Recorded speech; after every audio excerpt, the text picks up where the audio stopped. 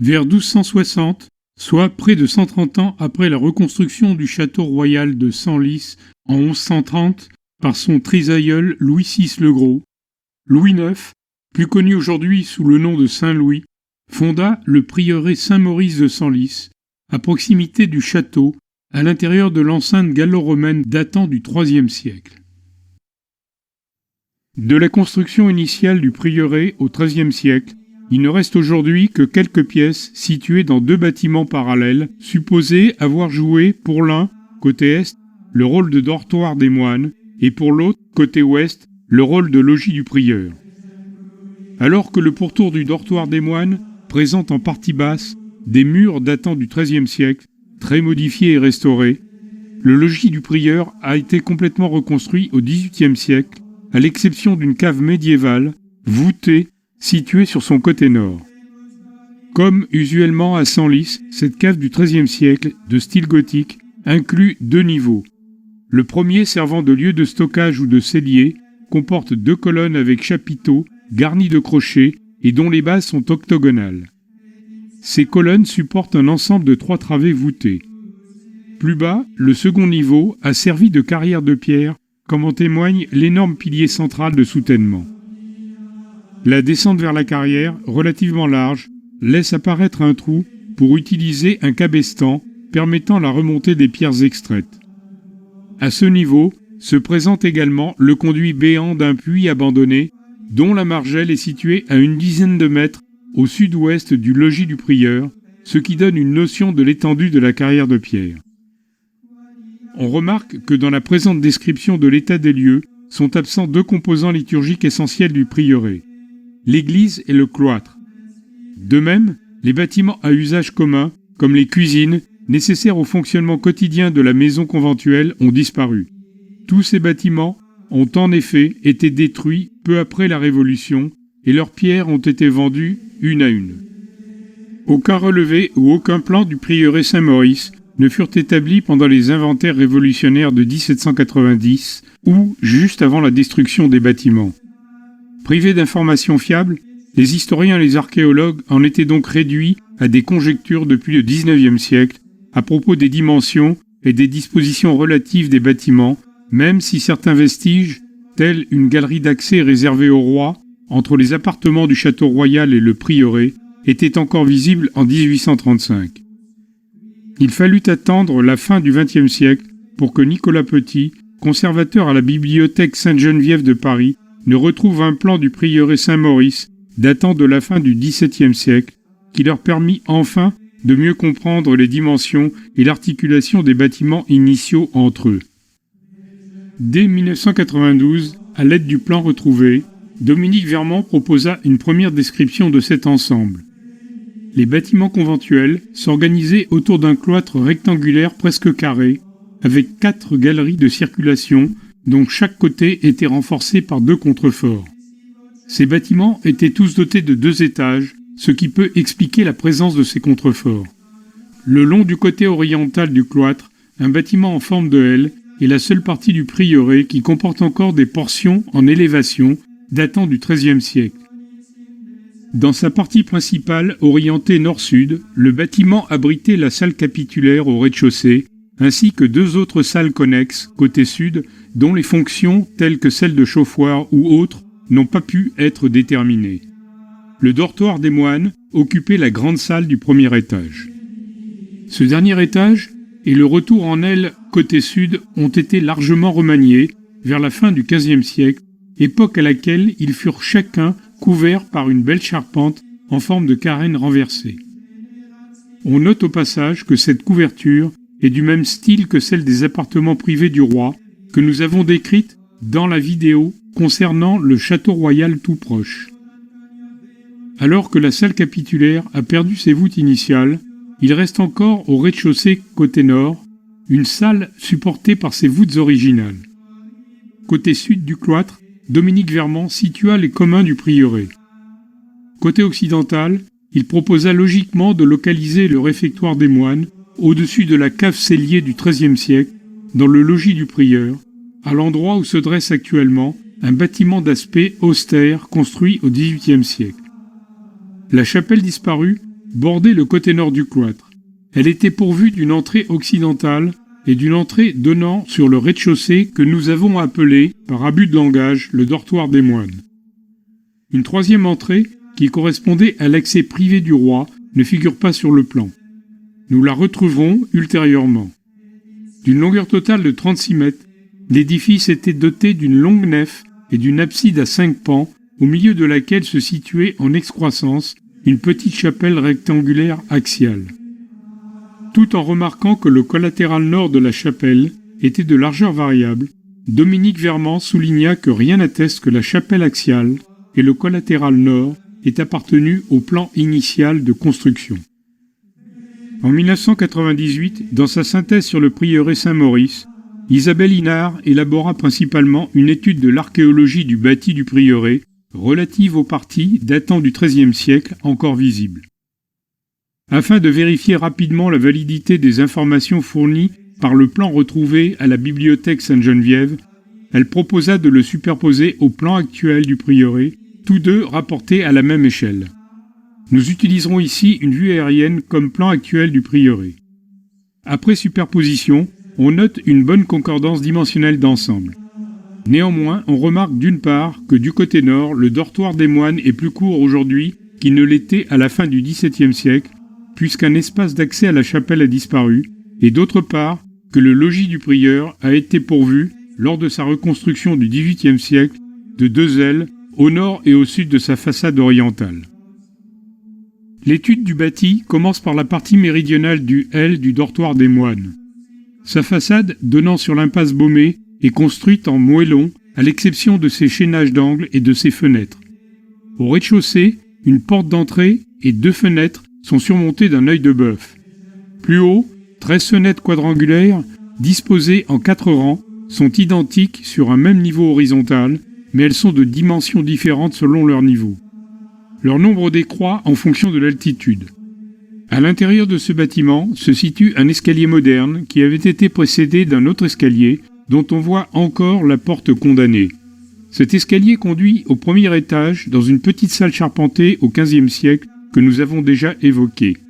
On remarque, près du bâtiment en aile, une porte implantée sur un mur qui délimite une cour intérieure côté est du prieuré. En réalité, cette porte, datant probablement du Moyen-Âge, n'appartient pas initialement au prieuré, car elle a été transférée à cet endroit après la destruction de l'hôtel du Lièvre Rouge, situé près du couvent des Cordeliers, dans le sud de Senlis. Sur le côté nord du pied du L, donc à l'intérieur de la petite cour juste évoquée, le mur présente au rez-de-chaussée 2 portes en tiers-point restaurées. 6 baies y sont ouvertes, 4 immédiatement sous le toit et 2 autres sous son extrémité est. On remarque au passage une ouverture donnant sur l'impasse Baumée, correspondant à la porte transférée depuis l'hôtel du Lièvre Rouge. Dans la partie principale du L, orientée nord-sud, on distingue très nettement 2 modes de construction de la façade orientale. La partie basse est faite en appareillage moyen régulier, alors que la partie haute montre une construction en moellon.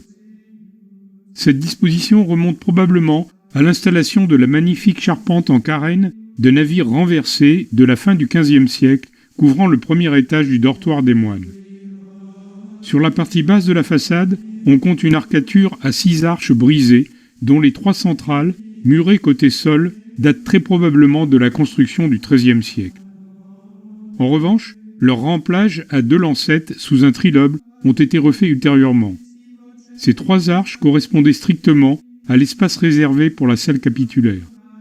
2 arches situées côté sud du bâtiment présentent un linteau droit. Elles ont été rénovées assez récemment et probablement à cette occasion, une porte en anse de panier a été ouverte entre elles. La 6e arche côté nord, aujourd'hui murée, assurait l'éclairage de la salle avec voûte du XIIIe siècle encore existante. 9 fenêtres apparaissent au premier étage. Celles-ci ont été refaites au début du XXIe siècle dans des emplacements médiévaux qui avaient été bouchés. Elles ont remplacé 3 grandes fenêtres encore présentes lors de la rédaction de l'étude de Madame Inard.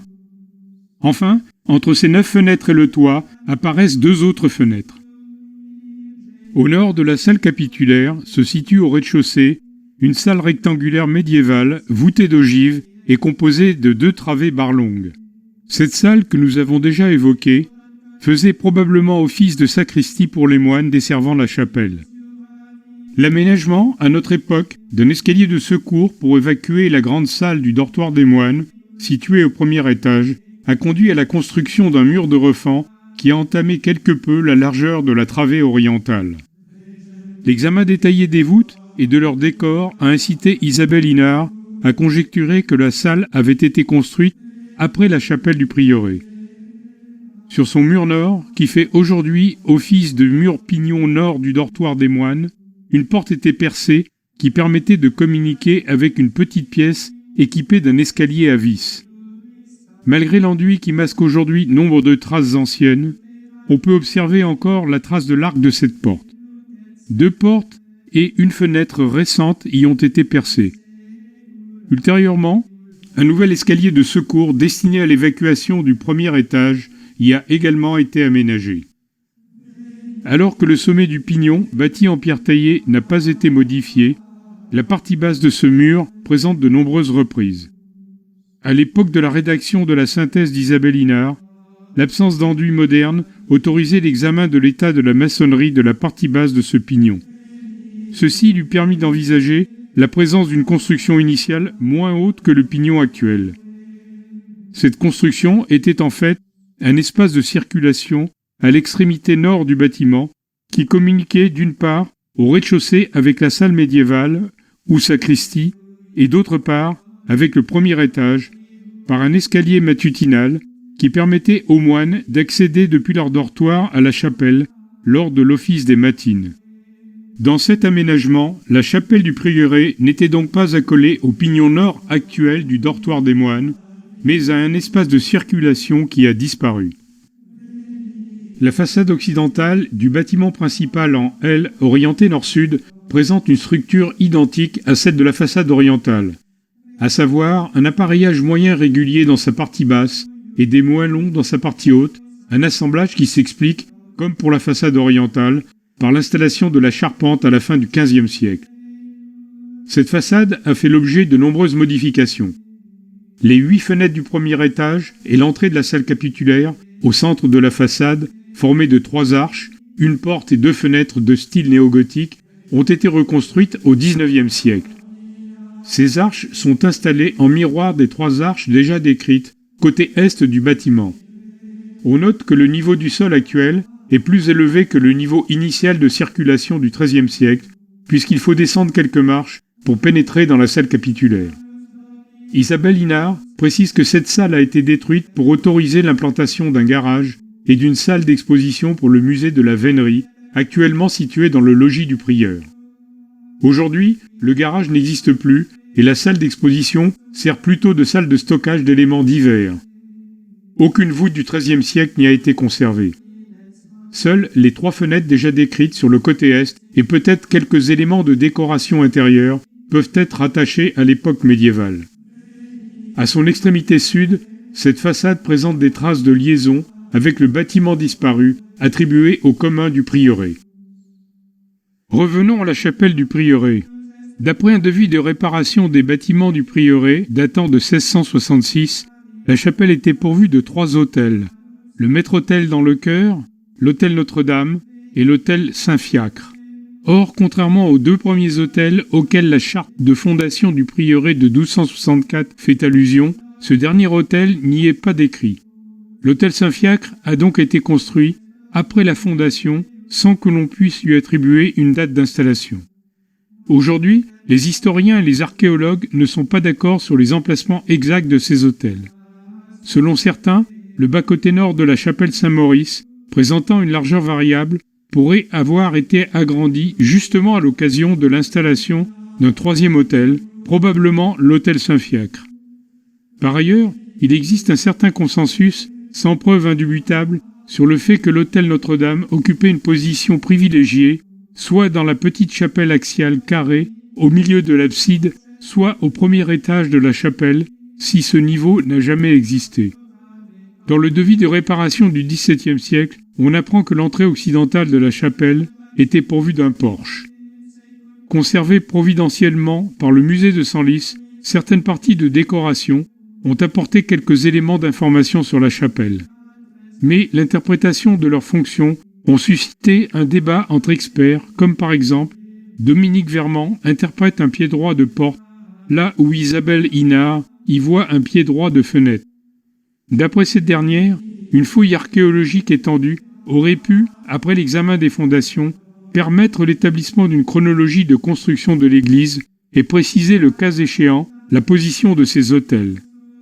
La fouille aurait pu aussi vérifier l'existence ou non d'un second étage dans la chapelle, ce qui offrirait une autre hypothèse de positionnement des autels. La chapelle du prieuré Saint-Maurice a suscité l'admiration des auteurs anciens qui ont supposé une similitude de cet édifice avec la Sainte-Chapelle de Paris. Cependant, si ces deux chapelles royales ont été construites avec, dans les deux cas, un chemin d'accès réservé aux rois, un processus analogue de transfert des reliques avec leur stockage temporaire près du futur reliquaire, et enfin qu'elles ont été financées et conçues sous l'égide de Saint Louis, la chapelle du prieuré ne peut pas être considérée comme une sainte chapelle, car contrairement à ces dernières, elle ne possède pas de reliques de la Passion. L'utilisation d'un martyrologe identique à celui de la Sainte-Chapelle ne suffit pas à la requalifier comme Sainte-Chapelle. Néanmoins, la chapelle royale du prieuré Saint-Maurice de Senlis, occupée initialement par 13 chanoines, tient une place particulière parmi les chapelles royales édifiées par Saint Louis, dont le nombre de desservants est bien plus faible, puisque par exemple, il n'y eut jamais que 3 chanoines en charge de celle du château royal de Corbeil. Du point de vue architectural, les caractéristiques de la chapelle du prieuré Saint-Maurice, à savoir un plan à nef unique avec une abside à 5 pans et de grandes fenêtres entre les contreforts, sont celles de la très grande majorité de toutes les chapelles palatines et épiscopales du XIIIe siècle.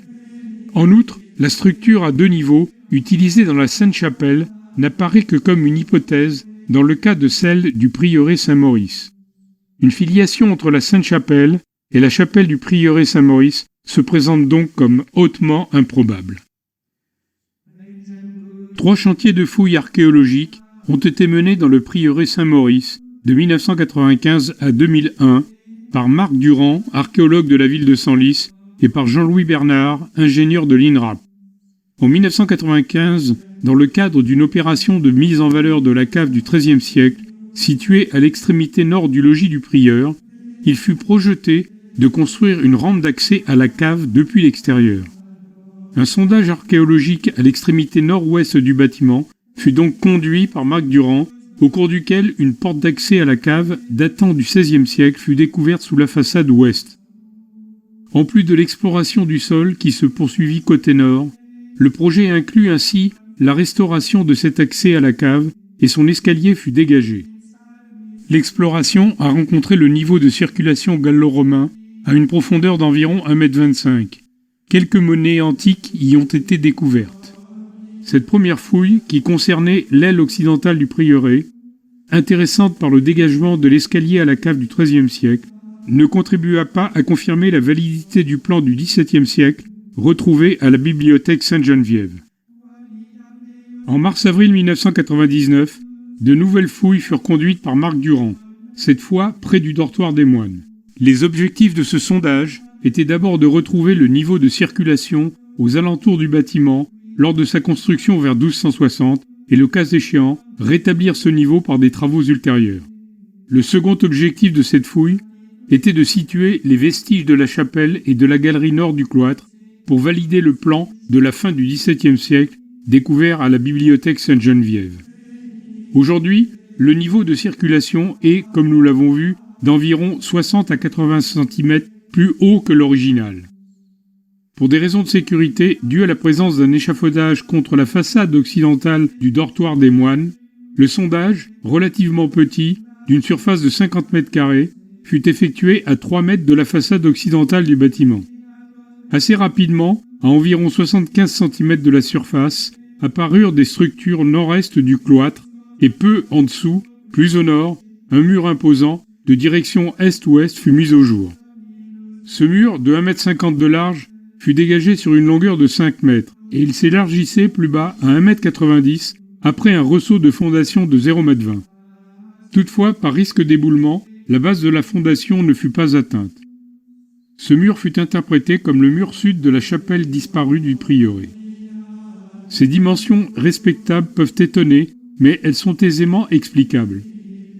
En effet, le mur méridional fut conçu pour supporter le poids de la toiture, éventuellement celui d'un étage, sans l'aide de contreforts ou de voûtes autres que ceux du cloître. Les deux structures mises au jour, à savoir l'angle nord-est du cloître et le mur goutreau méridional de la chapelle, correspondirent exactement à celles décrites par le plan du XVIIe siècle. Dans cette fouille, les largeurs des galeries du cloître furent mesurées en moyenne à 2,60 m, avec un maximum à 3 mètres pour la galerie orientale. Comme l'indique une stratigraphie de la galerie nord du cloître, le dernier sol, couvert de tomettes, se positionnait à environ 65 cm sous le sol actuel. Quant au sol initial du cloître, il se situait environ 20 cm en dessous des tomettes et il était constitué d'un pavement. Par ailleurs, des sépultures, dont celle d'un enfant, une sépulture inhabituelle dans un cloître, furent découvertes sous la galerie, ainsi que de nombreuses pièces de monnaie antiques et quelques-unes datant du Moyen Âge.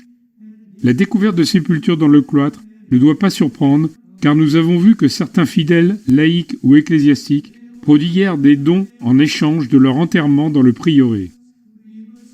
En conclusion, cette fouille atteignit ses objectifs, puisqu'elle apporta une première preuve de validité du plan du XVIIe siècle et que le niveau de circulation primitif du XIIIe siècle y fut déterminé.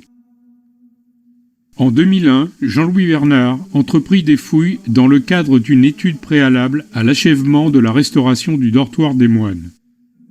Il semblait alors nécessaire de construire un escalier permettant une communication directe entre la grande salle et le jardin du château royal. Les objectifs de ce sondage étaient d'abord de vérifier l'existence d'un escalier matutinal ancien assurant la liaison entre la grande salle du dortoir des moines et la chapelle Saint-Maurice. Le second objectif était d'étudier les substructures de la zone située entre la façade actuelle du dortoir des moines et la chapelle pour déterminer la chronologie de construction de ces bâtiments. À cet effet, la zone de sondage de 55 m² fut choisie contiguë à celle utilisée par Marc Durand en 1999, de sorte que l'on puisse également vérifier la cohérence des résultats des deux fouilles et confirmer la première validation du plan du XVIIe siècle. Afin de comprendre les vestiges mis au jour lors de la fouille, nous allons utiliser, de façon conjointe, des photos des excavations et des schémas en indiquant leur correspondance et leur signification. La première photo utilisée est une vue générale du chantier des fouilles de l'est vers l'ouest. Nous allons aussi employer deux schémas élaborés par Jean-Louis Bernard. Le premier montre une élévation de la face nord du dortoir des moines, d'une hauteur de 14 mètres environ, s'étendant sur la partie souterraine, creusée par la fouille sur une hauteur de 2,60 m. Le second schéma représente une vue de haut de la fouille coïncidant avec l'élévation. On y remarque immédiatement un élément perturbateur de couleur rosâtre qui est en fait une canalisation moderne. La longueur de la zone de fouille est de 11 mètres, ce qui représente l'alignement du mur goutreau sud de la chapelle et un premier pan de l'abside dont la largeur est de 0,90 m. Apparemment, deux murs de largeur différente, coïncidant exactement avec les parois latérales du dortoir des moines, reliaient la façade de ce bâtiment au mur de la chapelle. Ils délimitaient l'espace disparu entre les deux ensembles en formant un bâtiment intermédiaire. L'examen détaillé de ces murs et ceux de la chapelle montrent qu'ils furent érigés lors d'une même campagne de construction. Il semble qu'au moment de la construction initiale, l'espace compris entre la chapelle et le dortoir des moines, de 6,50 m de long sur 3,80 m, ait pu jouer le rôle de sacristie primitive. De son côté, le mur goutreau de la chapelle présente un certain nombre d'irrégularités ou de ruptures dans sa maçonnerie pour atteindre la largeur de 1,50 m près du cloître, qui fut déjà constatée lors de la fouille de 1999. En particulier, peu après le pan coupé absidial, en se déplaçant vers l'ouest, un rétrécissement de la paroi de la chapelle, sur une longueur de 1,97 m, était occupé par une porte d'entrée équipée de 2 ou 3 marches qui donnait accès au chœur surélevé par rapport à celui de l'espace. Cette porte d'entrée faisait face à la porte de 2,97 m de large, dont l'arcature est encore visible sur la façade du dortoir.